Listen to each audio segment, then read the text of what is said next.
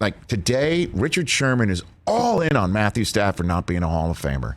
Let me just give you the same scenario. No look pass to all-world top wide receiver.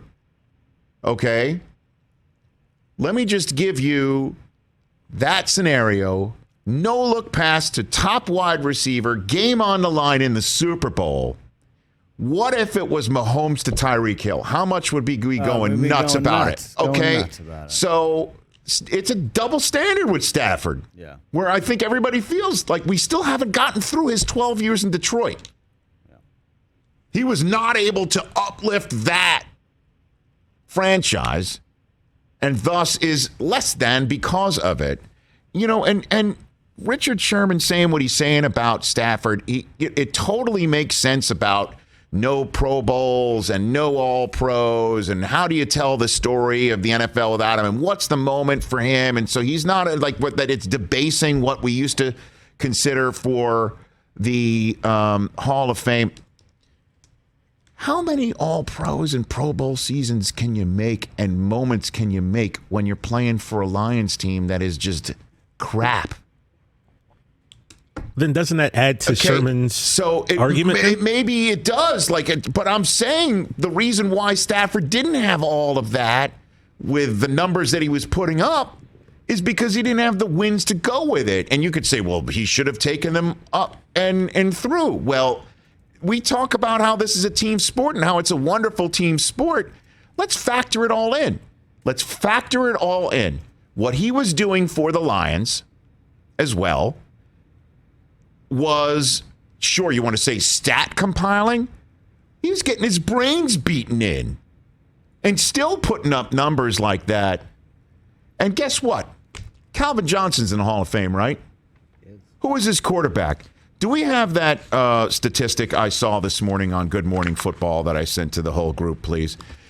In the history of the NFL, top 4 wide receivers with most receiving yards in an entire season, regular and post. From the minute that a ball was snapped in a game that mattered in the regular season, all the way through the end if they were fortunate enough to go to the postseason. You got 4 top 4 receivers. Calvin Johnson is 4th on the list with 1,964. Now, that was all in one regular season. As we all know, he didn't play in the postseason, right? Jerry Rice had 1 yard better than him in the 1995 season. And then Larry Fitzgerald had a few yards better than him in the 2008 season when they made the Super Bowl, 1,977, right? Cooper Kupp's season this year. Now, I know that they had an extra regular season game, but he didn't have he didn't light it up in week 18 to the tune of like 400 yards, right? He had 2,425 yards receiving.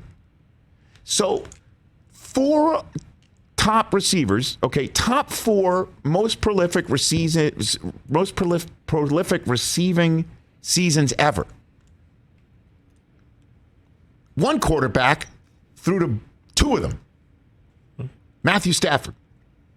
The trigger man had to get it to Calvin Johnson, and the trigger man had to get it to Kupp. I'm caping for Stafford here. Do you remember when he played with the separated shoulder? Oh, I mean, I